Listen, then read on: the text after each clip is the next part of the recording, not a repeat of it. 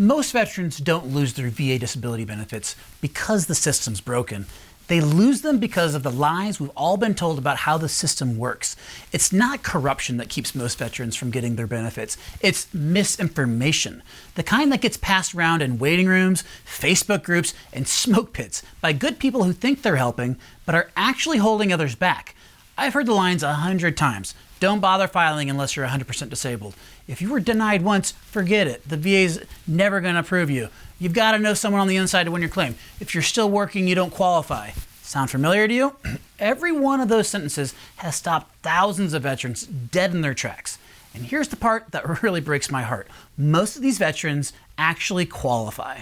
They have the evidence, the medical records, the diagnoses, but they never file because someone they trusted told them that it was pointless. Let me tell you, those myths aren't just wrong, they are dangerous. They rob veterans of hope before they even begin. They make you second guess your own pain, your own service, your own worth, and in some cases, those myths have cost veterans hundreds of thousands of dollars in benefits, not to mention years of healthcare, education, and family support they could have had. I've seen it up close. Veterans walking into my office saying, "I thought I didn't qualify because I'm still working," or "Someone told me if I got denied once, it's over." They weren't lazy, they weren't unmotivated, they were just misinformed. So today, we're cutting through that noise. We're going to tear down some of these myths one by one, not with opinions or hearsay, but with facts, medical reasoning, and VA policy itself. Because when you know the truth, you stop playing defense. You stop waiting for someone else to give you permission to file. You start taking ownership of your story and of your benefits. By the end of this episode, you'll know exactly which beliefs are holding you back and how to replace them with the truth that can change your future. So grab a pen, grab a notebook, because we're about to debunk the 7 biggest myths that are keeping veterans like you from getting the benefits you've earned. So for years, I've watched veterans, good men and women, slip through the cracks of a system that was actually designed to help them.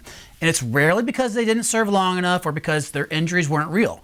It's because they were fed bad information and they believed it. And I get it. Most of these myths don't come from bad people. They come from other veterans who mean well, guys at the VFW hall, people in Facebook groups, or subreddits, even friends who filed once and got denied and walked away convinced that the VA just doesn't care. They pass these stories on as truth to other people to help the next guy avoid disappointment. But what they're actually doing, without realizing it, is spreading fear and misinformation.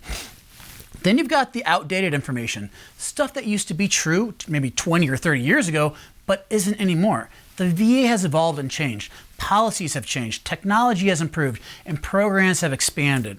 But the rumors haven't really caught up. So veterans keep operating off old rules, not realizing the system they're afraid of is not the same one their father or grandfather dealt with.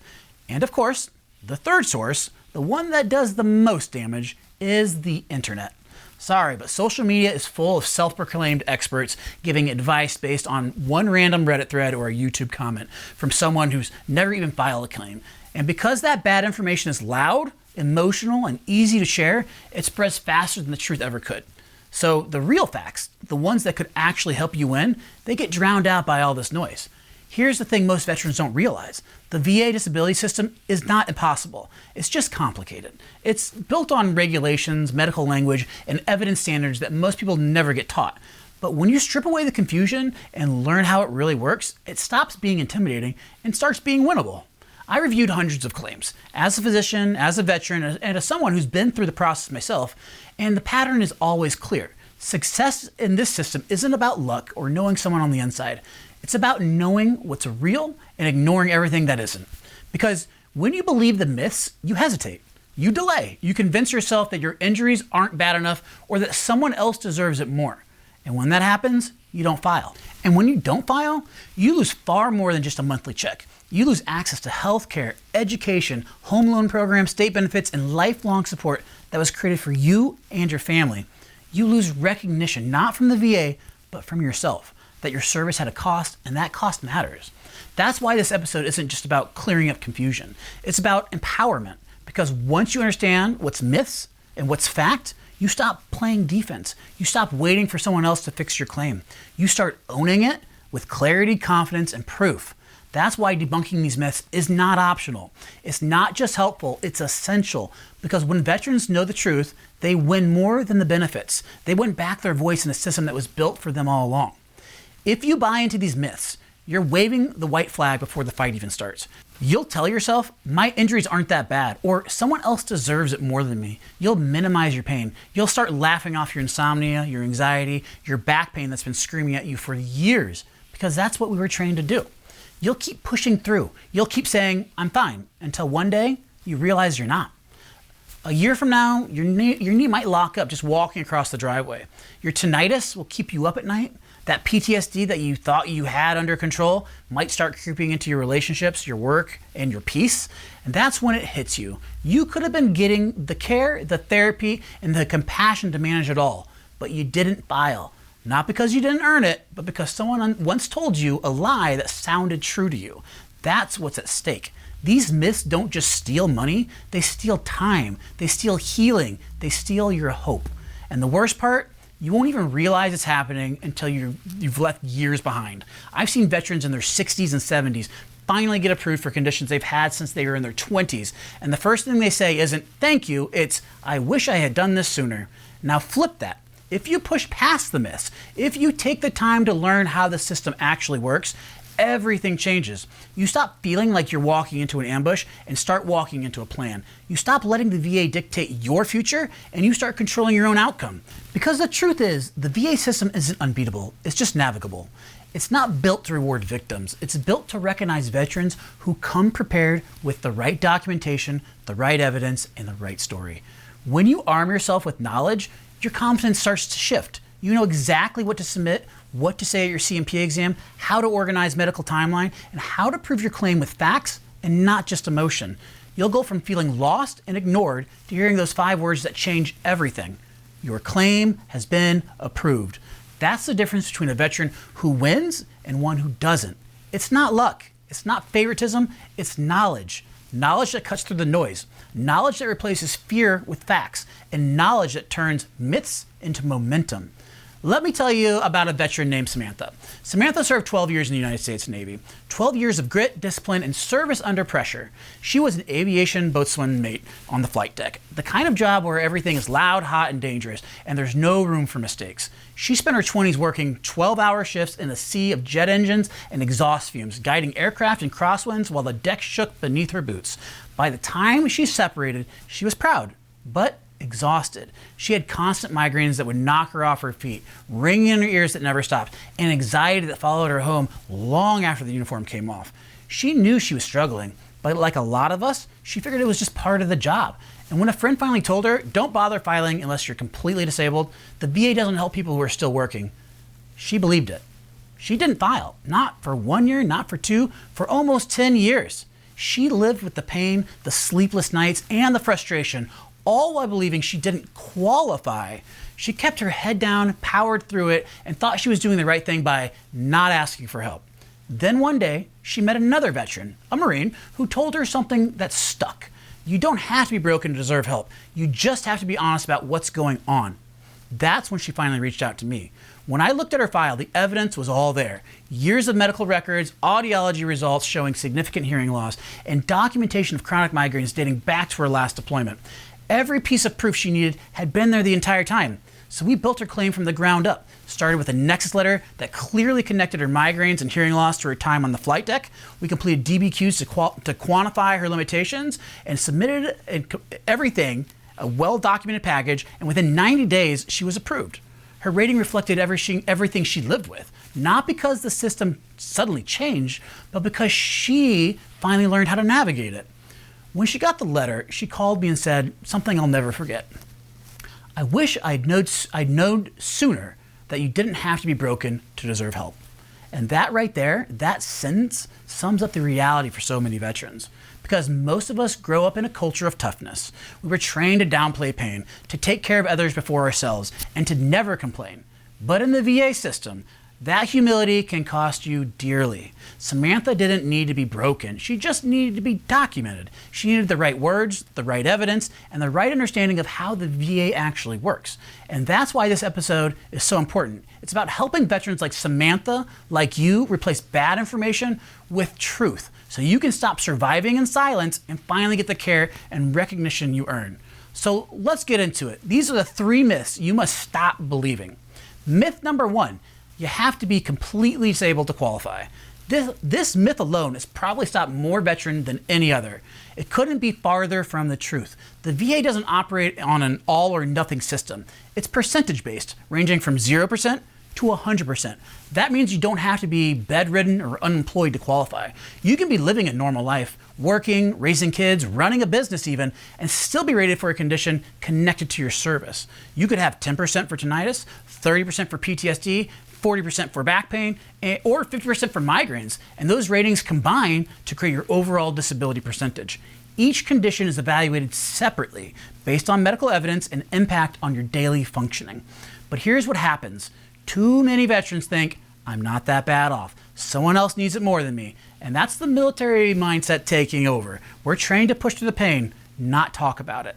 The problem is the VA can only compensate what it can see and document. If you never file, you're invisible to their system. Let me give you an example. I worked with a Marine who had both tinnitus and knee pain from years of carrying gear and jumping out of vehicles. He thought neither condition counted. After filing, he was rated 10% for tinnitus and 20% for his knees. No life-changing individually, but together, that opened doors to VA healthcare, physical therapy, and even property tax reduction in the state. That's the point. Your claim isn't just about the check. It's about access to care and recognition what your body has been through. So go do this right now. Sit down tonight and make a list of every condition or symptom you were treated for during service. Even the ones maybe you brushed off.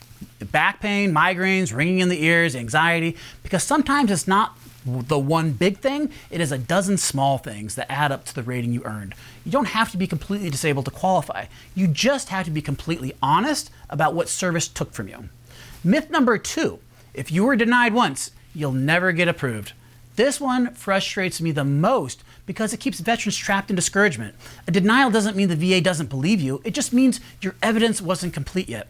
Sometimes the denial happens because there's no nexus, that critical link between your diagnosis and your service. Other times the VA exam, called the C&P exam, wasn't thorough or accurate, and sometimes the VA just made a mistake. It happens more often than people realize.